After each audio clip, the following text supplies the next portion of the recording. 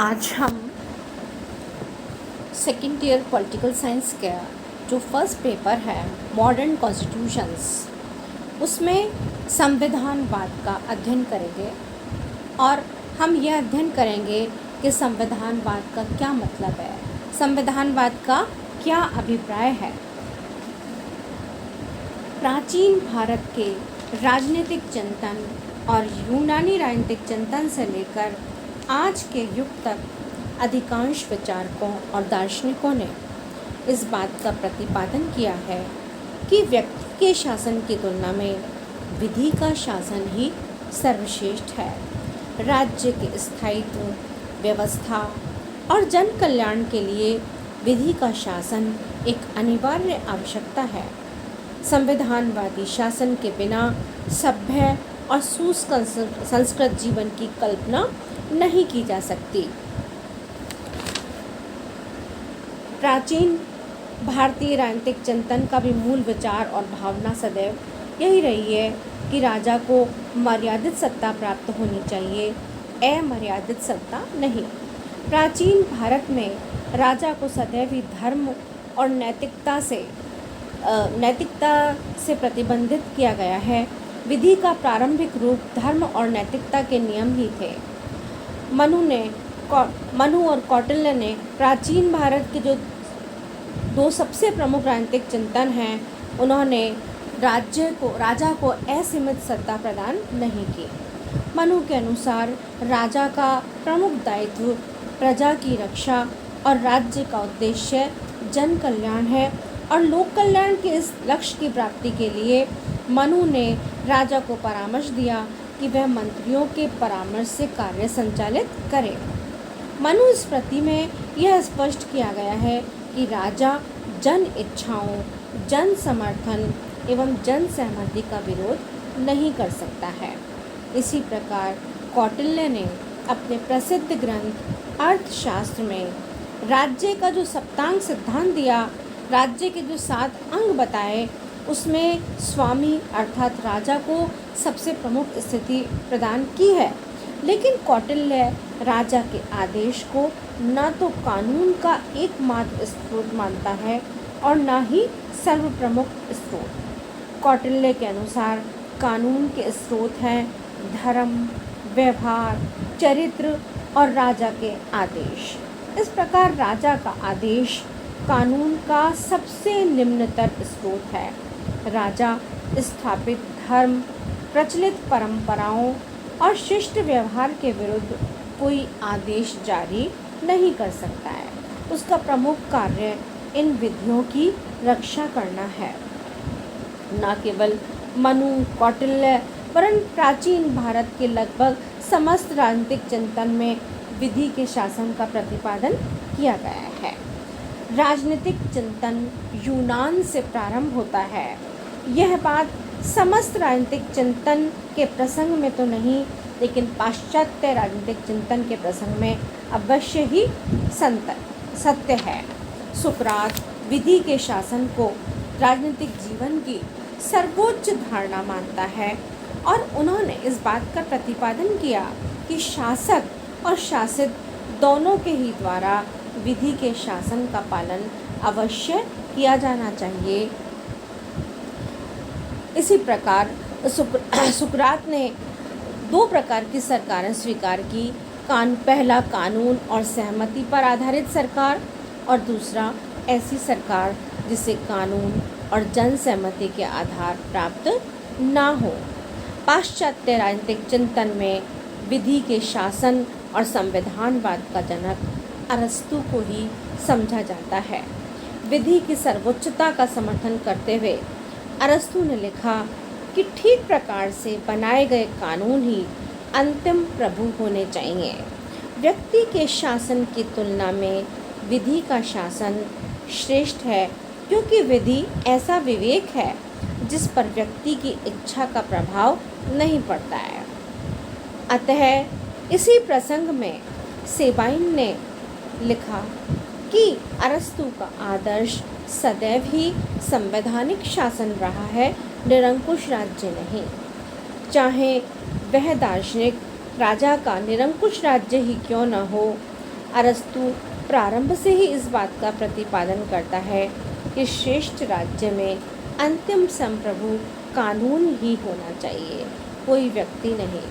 उसने इस बात को मानवीय दुर्बलता के प्रति रियायत के रूप में नहीं, वरन अच्छे शासन के अनिवार्य अंग के रूप में और इस प्रकार एक आदर्श राज्य के रूप में स्वीकार किया।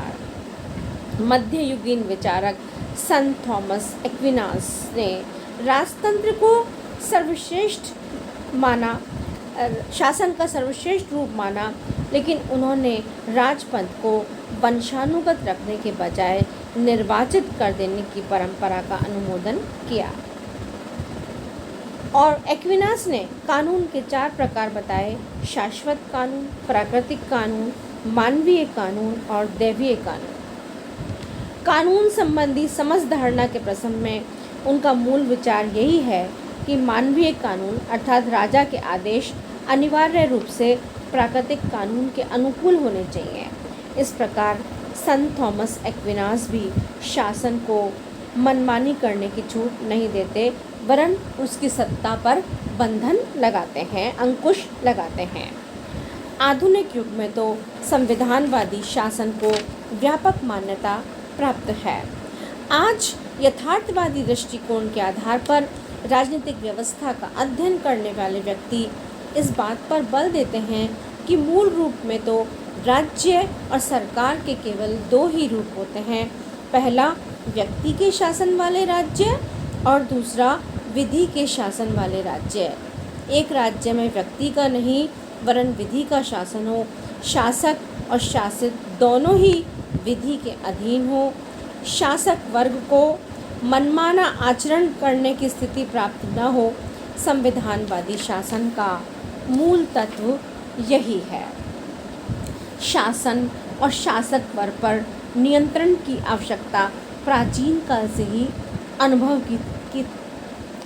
की जाती रही है। अतः संविधानवाद जो है वो संविधान व संवैधानिक सरकार के आधार स्तंभ में संविधान और संवैधानिक सरकार का अर्थ स्पष्ट हो जाने पर संविधानवाद को आसानी से समझा जा सकता है।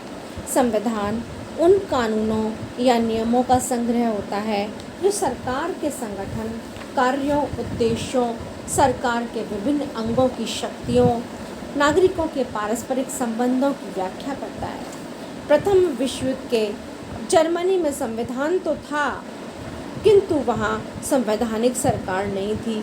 सारी शासन व्यवस्था पर हिटलर का निरंकुश नियंत्रण था। अतः संविधानवाद के साथ साथ संवैधानिक सरकार का होना भी ज़रूरी है। प्रथम विश्व युद्ध के बाद जर्मनी, इटली, रूस आदि देशों में संविधान होते हुए भी संवैधानिक सरकारों का अभाव था, क्योंकि वहाँ के तानाशाही शासकों के लिए संविधान एक रद्दी कागज़ की तरह था। अतः वहाँ संविधानवाद नहीं था। संवैधानिक सरकार ही संविधान को व्यवहारिक बनाती है। संविधान और संवैधानिक सरकार का अभिप्राय स्पष्ट हो जाने पर संविधानवाद को आसानी से समझा जा सकता है। संविधानवाद उन विचारों व सिद्धांतों की ओर संकेत करता है जो उस संविधान का विवरण व समर्थन करते हैं, जिनके माध्यम से राजनीतिक शक्ति पर प्रभावशाली नियंत्रण स्थापित किया जा सके। संविधानवाद की विभिन्न विद्वानों के द्वारा परिभाषाएं दी गई हैं जो इस प्रकार हैं। विलियम जी एंड्रूज ने कहा कि संविधानवाद का आशय है सीमित शासन। संविधानवाद के अंतर्गत सरकार पर 2 प्रकार की सीमाएं लगाई जाती हैं। कुछ बातों के संबंध में शासन शक्ति के प्रयोग का निषेध किया जाता है और अन्य बातों के संबंध में शक्ति के प्रयोग की प्रक्रिया निश्चित की जाती है। इस प्रकार संविधानवाद के 2 पहलू स्वतंत्रता संबंधी और प्रक्रिया संबंधी हैं। पिनॉक और स्मिथ ने संविधानवाद की परिभाषा देते हुए लिखा कि संविधानवाद केवल प्रक्रिया और तथ्य का नाम ही नहीं है, वरन यह राजनीतिक शक्ति के संगठनों का प्रभावशाली नियंत्रण भी है एवं प्रतिनिधित्व प्राचीन परंपराओं और भविष्य की आशाओं का प्रतीक भी है। इसी तरह से एक विद्वान ब्लॉन्डेल ने लिखा कि संवैधानिक शासन वह है जो कि विशेषतया उदारवादी हो, जो शासन की शक्तियों और उनके प्रयोग को प्रतिबंधित करता हो और राज्य के नागरिकों को अधिकतम स्वतंत्रता प्रदान करता हो। केसी वेयर ने संविधानवाद की परिभाषा देते हुए लिखा कि संविधानवादी शासन का अर्थ किसी संविधान के नियमों के अनुसार शासन चलाने से कुछ अधिक है। इसका अर्थ है निरंकुश शासन के विपरीत नियमानुकूल शासन। संविधानवाद की वास्तविक सार्थकता और उसके पीछे मौलिक उद्देश्य यही है कि शासन की सीमाएं बांधी जा सके और शासन वालों पर कानूनों तथा नियमों के मानने का बंधन रहे। तो इस प्रकार इन परिभाषाओं का अध्ययन करके हमें निष्कर्ष निकालते हैं कि संविधानवाद उन विचारों संविधानवाद का अभिप्राय है कि शासन संविधान में लिखित नियमों व विधियों के अनुसार ही संचालित हो और उस पर प्रभावशाली नियंत्रण स्थापित रहे, जिससे वे मूल्य व राजनीतिक आदर्श सुरक्षित रहें जिनके लिए समाज राज्य के बंधन स्वीकार करता है। किंतु इसका अर्थ यह नहीं है कि संविधान के नियमों के अनुसार शासन संचालन करना ही मात्र संविधानवाद है। संविधानवाद शासन की वह पद्धति है जिसमें शासन की आस्थाओं, मूल्यों और आदर्शों को परिलक्षित करने वाले संविधान के नियमों से ही शासकों को प्रतिबंधित व सीमित रखा जाए, जिससे राजनीतिक व्यवस्था की मूल आस्थाएं सुरक्षित रहें और व्यवहार में प्रत्येक व्यक्ति को प्राप्त हो सके। इस प्रकार संविधानवाद का अर्थ है उत्तरदायी व सीमित सरकार, रिस्पॉन्सिबल एंड लिमिटेड गवर्नमेंट।